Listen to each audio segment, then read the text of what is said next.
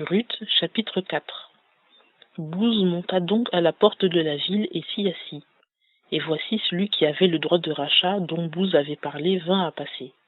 Et Bouz lui dit, toi, un tel, détourne-toi et assieds-toi ici.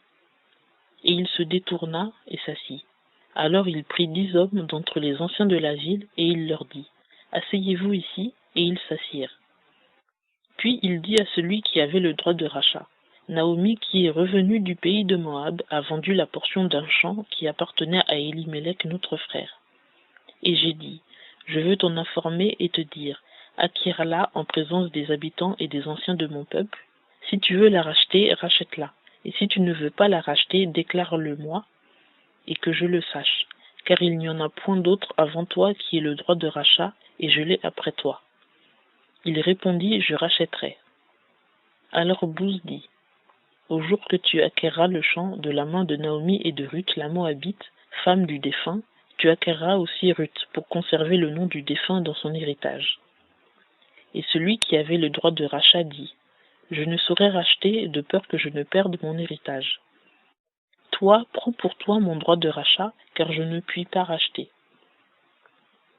Or, autrefois en Israël, en cas de rachat et de subrogation, pour confirmer la chose, l'homme ôtait son soulier et le donnait à son parent.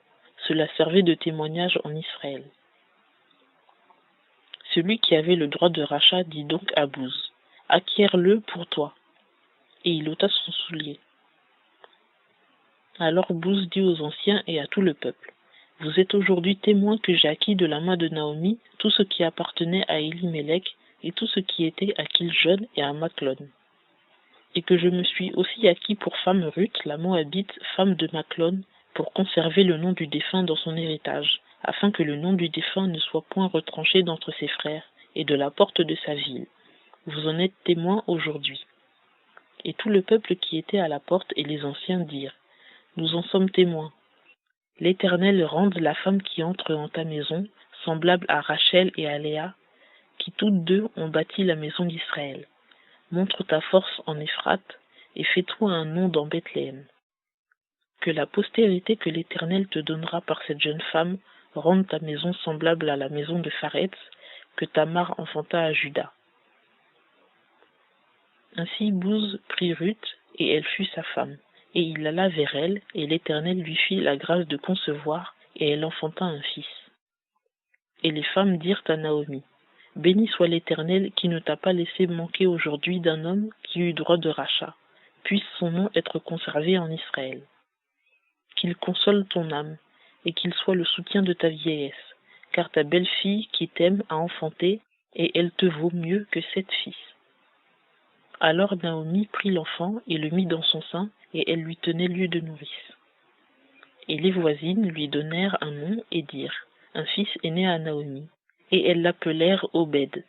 Ce fut le père d'Isaïe, père de David. Or ce sont ici les générations de Pharetz. Pharetz fut père de Hétzron. Hétzron fut père de Ram. Ram fut père d'Aminadab. Aminadab fut père de Naasshon. Naasshon fut père de Salmon. Salmon fut père de Bouz. Bouz fut père d'Obed. Obed fut père d'Isaïe, et Isaïe fut père de David.